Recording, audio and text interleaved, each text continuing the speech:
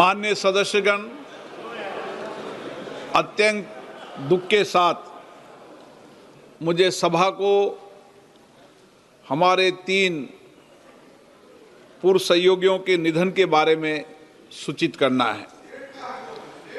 श्री शिबू सोरेन झारखंड के दुमका संसदीय निर्वाचन क्षेत्र से 7वीं, 9वीं, 10वीं, 11वीं और 13वीं, 14वीं, 15वीं और 16वीं लोकसभा के सदस्य थे।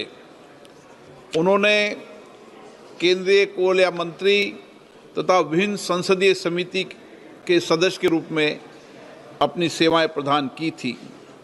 वे राज्यसभा के वर्तमान सदस्य थे। इससे पहले 2 बार राज्यसभा के सदस्य भी रह चुके थे। श्री सोरेन 3 बार झारखंड राज्य के मुख्यमंत्री पद का दायित्व भी संभाला था। श्री सोरेन ने सामाजिक न्याय और जनजाति समुदाय के विकास एवं कल्याण के लिए आजीवन संघर्ष किया। झारखंड राज्य के गठन में उनकी उल्लेखनीय भूमिका हमेशा याद किया जाएगा। श्री शिबू सोरेन का निधन 81 वर्ष की आयु में 4 अगस्त 2025 को नई दिल्ली में हुआ। श्री तिलकधारी प्रसाद सिंह झारखंड के कोडरमा संसदीय निर्वाचन क्षेत्र से 8वीं और 13वीं लोकसभा के सदस्य थे। उन्होंने ऊर्जा संबंधी संसदीय समिति के सदस्य के रूप में अपनी सेवाएं दी। इससे पहले तिलकधारी प्रसाद सिंह बिहार विधानसभा के सदस्य भी रहे। श्री तिलकधारी प्रसाद सिंह का निधन 87 वर्ष की आयु में 21 अप्रैल 2025 को झारखंड के गिरिडीह में हुआ।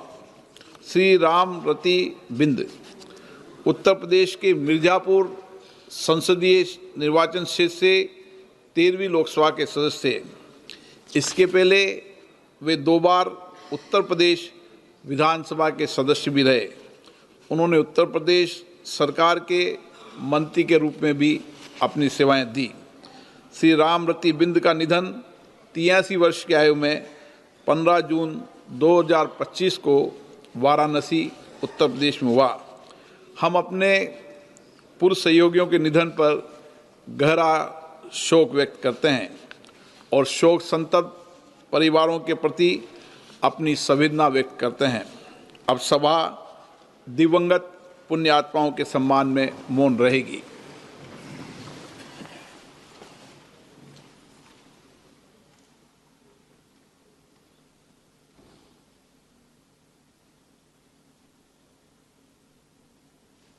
ओम शांति।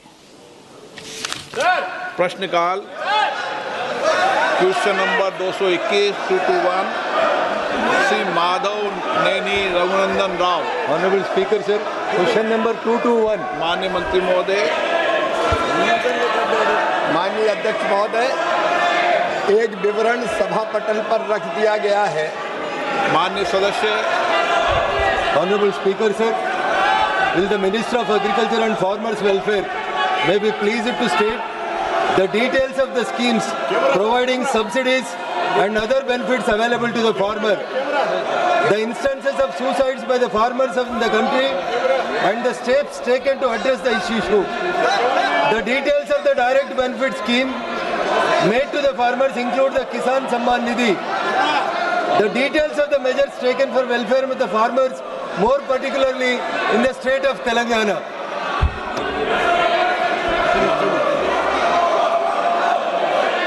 माननीय अध्यक्ष महोदय, माननीय सदस्य ने बहुत किसान हितैषी सवाल पूछा है। मैं इसका जवाब देना चाहता हूँ। ये सवाल किसानों के व्यापक हितों से संबंधित है। ये सवाल किसानों की आय बढ़ाने के लिए है।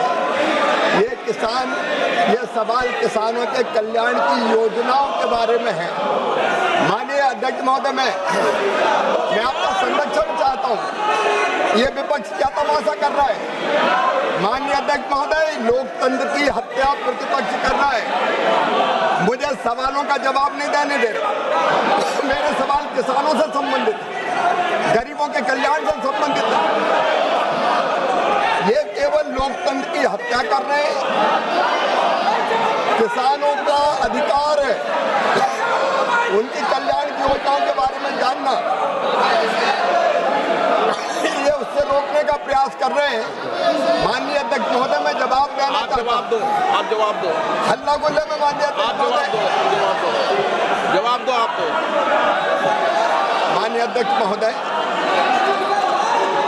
आज मैं दावे के साथ ये कहना चाहता हूं कि प्रधानमंत्री नरेंद्र मोदी जी के नेतृत्व में पिछले 10 सालों में, 11 सालों में किसानों की आय दुगनी करने के लिए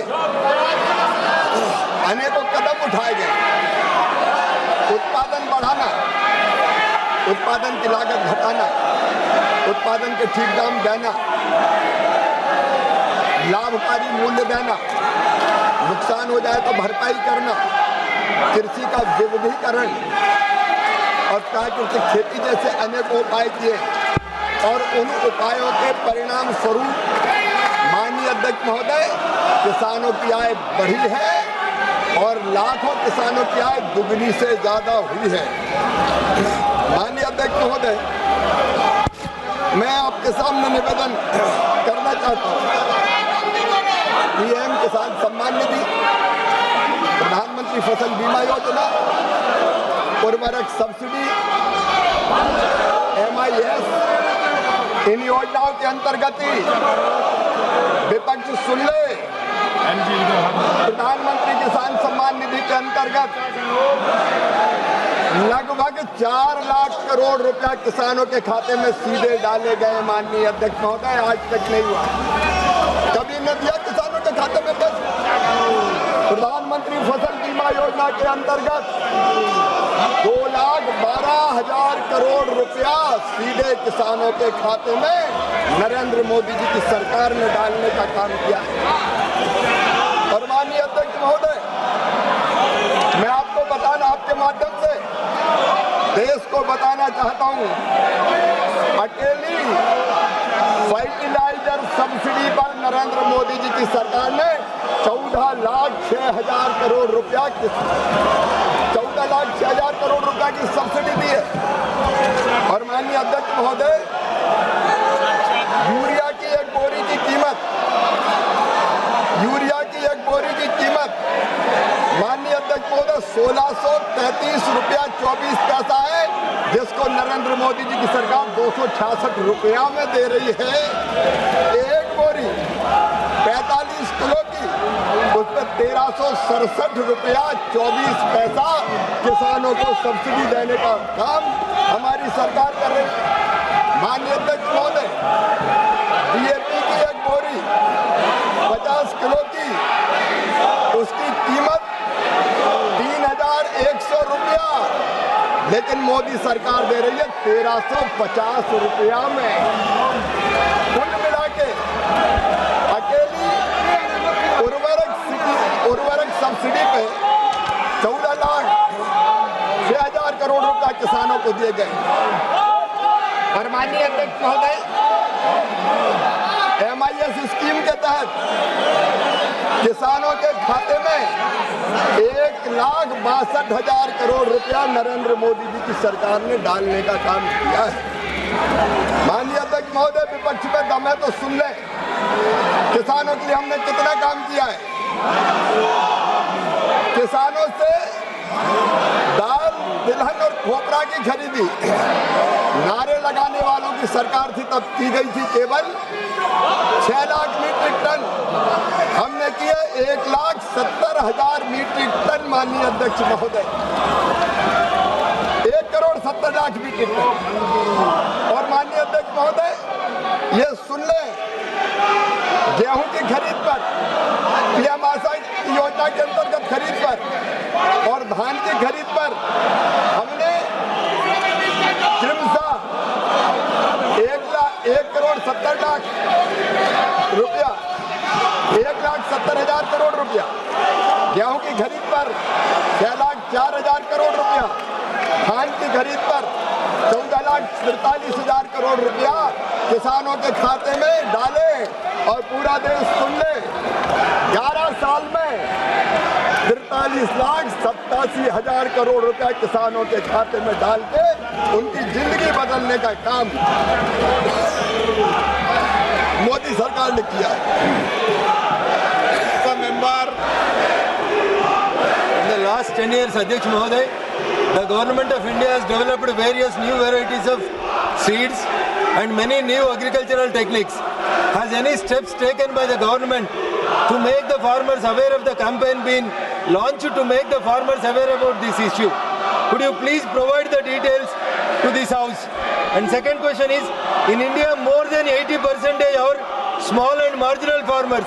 Could you provide full details of which government schemes are benefiting small and marginal farmers and whether these efforts are increasing the income of farmers?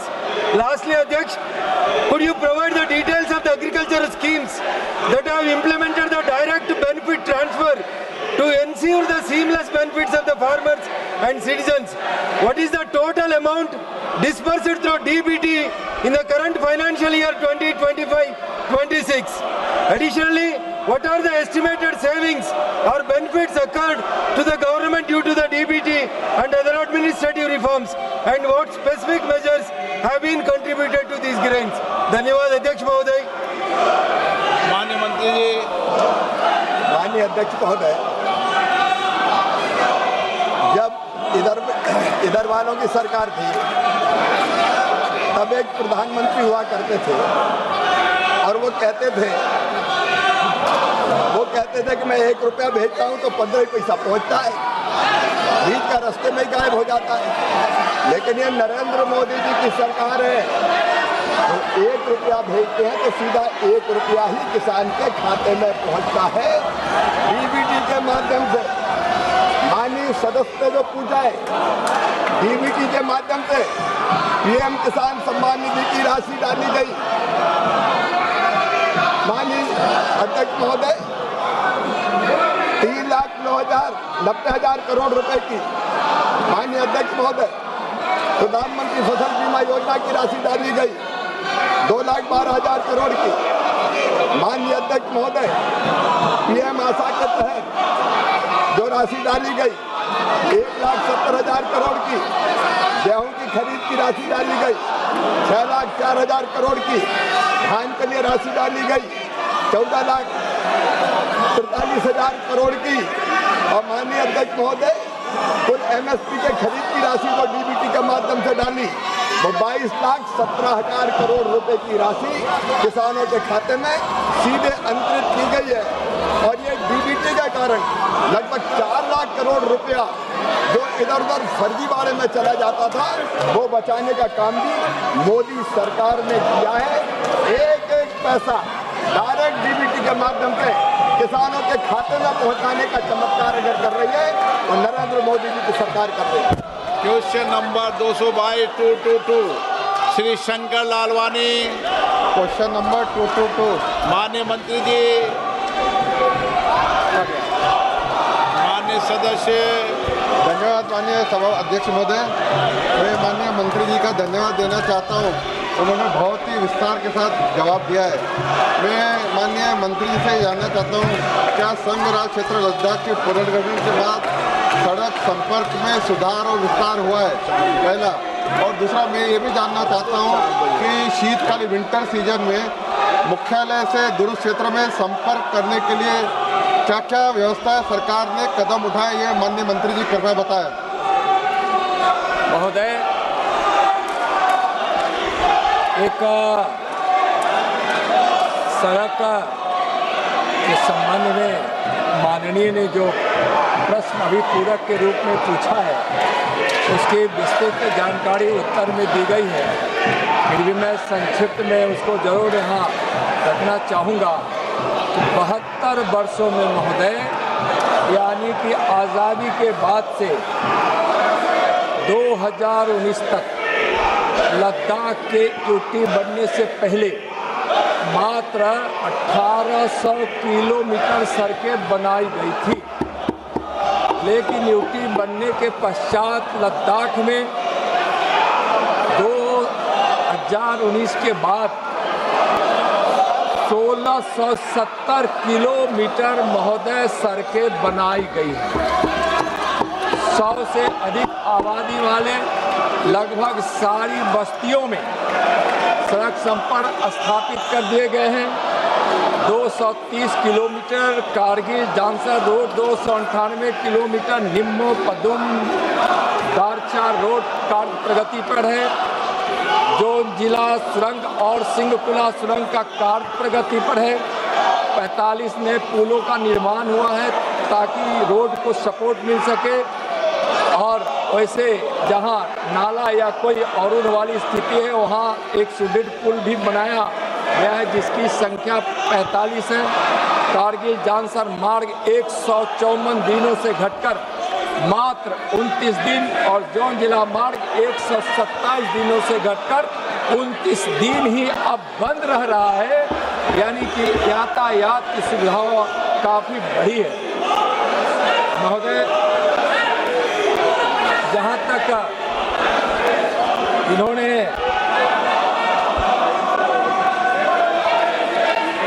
सर्दियों में लद्दाख के मार्ग के अवरुद्ध होने के कारण पर्यटकों और स्थानीय लोगों को जो भारी परेशानी उठानी पड़ती थी, अब लद्दाख में कनेक्टिविटी सुनिश्चित करने के लिए केंद्र सरकार ने और लद्दाख प्रशासन ने कई कदम उठाए हैं। 138 बर्फ हटाने वाली मशीनों की खरीद की गई है। बर्फ हटाने वाली मशीनों, हाइड्रोलिक क्रेन, रिकवरी वाहन, वर्कशॉप बैंक जैसी सभी आवश्यक मशीनों के द्वारा मार्ग के अवरोधों को हटाने की व्यवस्था की गई है। BRO द्वारा सड़कों को साल भर खुला रखा जा रहा है। फलस्वरूप कारगिल जानसर मार्ग 2019-20 में 154 दिनों की तुलना में, जिसकी चर्चा मैंने पहले किया हूँ, 29 दिन हो गया है और जोंजिला का 29 दिन ही अब बंद रह रहा है। जोंजिला सुरंग और सिंगुला सुरंग परियोजना महोदय प्रगति पर है। कनेक्टिविटी और इमरजेंसी के लिए हेलीकॉप्टरों के लिए 23 हेलीपैड और 2 हैंगर का निर्माण कराया गया है ताकि उस बर्फबारी की स्थिति में एक दूसरे जगह से एक दूसरे जगह लोगों को सहायता भी दी जा सके और आवश्यक वस्तुओं को भी हम चाहे वो इमरजेंसी का हो उसको हम वहाँ ले जा सके, पहुँचा सके। सभी 193 ग्राम पंचायतों में 20 साइट कनेक्टिविटी स्थापित कर दी गई है। BRO, NHI, DCL तथा CPWD द्वारा राजनीतिक और लंबी दूरी की सीमा संपर्कता जैसे कि दौलत बेग, ओल्डी, चुशुल और पेंगोंग झील, डेम जोक आदि तक सड़कों की देखभाल की जा रही है ताकि सर्दियों के मौसम में भी यातायात सुगम रह सके। माननीय सदस्य। धन्यवाद अध्यक्ष जी। मैं माननीय मंत्री जी से एक प्रश्न और पूछना चाहता हूँ। संघ राज्य क्षेत्र बनने के पश्चात लद्दाख के विकास में इसका क्या प्रभाव पड़ा, पहला, और दूसरा वहाँ सिंधु नदी बहती है तो हम हर वर्ष सिंधु दर्शन यात्रा पे सभी देश भर के यात्री वहाँ तीर्थयात्री जाता है, तो लद्दाख में पर्यटन को बढ़ावा लेने के लिए सरकार ने क्या क्या कदम उठाए, माननीय मंत्री जी कृपया बताने के कष्ट करें। महोदय, इसका काफ़ी प्रभाव पड़ा है और कई क्षेत्रों में पड़ा है।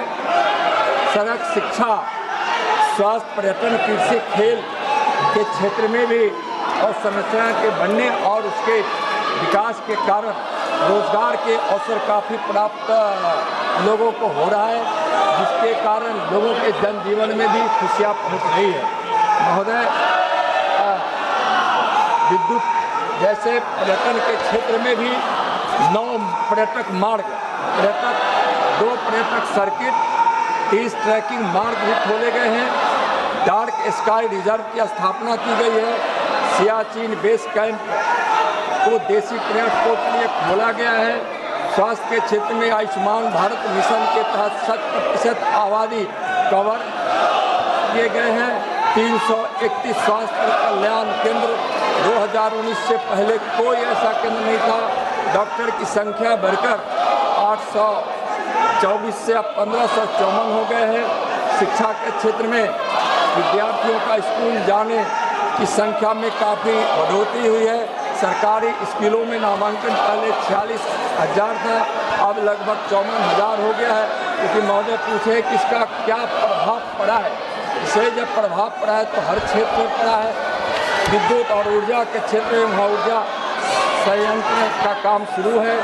220 kV Nubra, 220 kV Zanskar transmission line निर्माणाधीन है।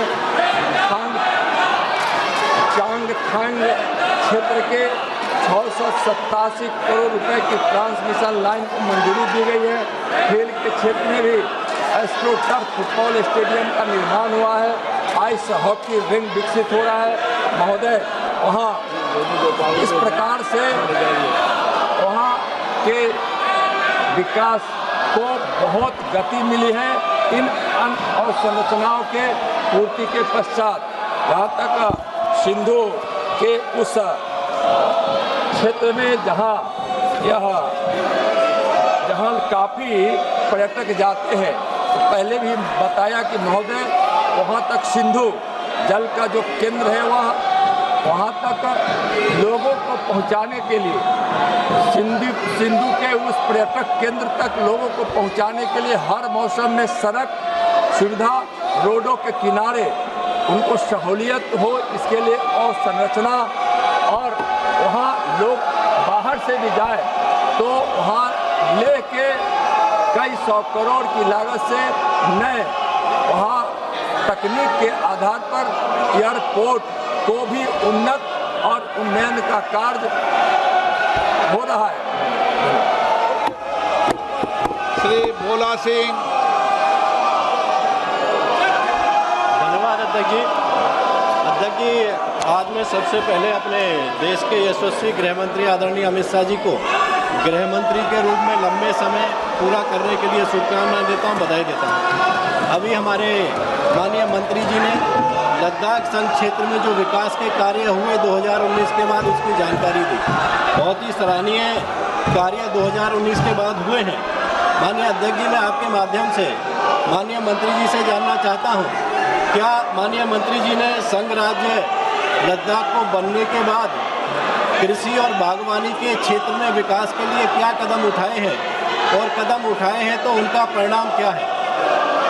महोदय, कृषि और बागवानी पर वहाँ की अर्थव्यवस्था भी काफ़ी हद तक निर्भर है, और वहाँ के कृषि और बागवानी के क्षेत्र में सरकार ने कई कदम उठाई। आप सदन नहीं चलाना चाहते हैं, सदन को नियोजित तरीके से, योजनाबद्ध तरीके से आप बाधित करना चाहते हैं। मैंने प्रयास किया सदन को चलाने का, माननीय सदस्यों का समय होता है, लेकिन आप को कई बार आग्रह करने के बाद भी आप संसद की गरिमा और मर्यादा को गिरा रहे हैं। आप दुनिया के सबसे बड़े लोकतंत्र होने के बाद आपका व्यवहार और आपका आचरण संसदीय मर्यादाओं के अनुरूप नहीं है। मैं पुनः आग्रह करना चाहता हूं, सदन अपनी अपनी सीट पर बैठे तो सदन चलेगा। नियोजित तरीके से, योजना तरीके से सदन स्थगित कराना लोकतंत्र के लिए उचित नहीं है। आप देश की जनता की भावनाओं के अनुरूप कार्य नहीं कर रहे हैं। आप सदन चलाना चाहते हैं, सदन की कार्रवाई आज 2 बजे तक के लिए स्थगित की जाती है।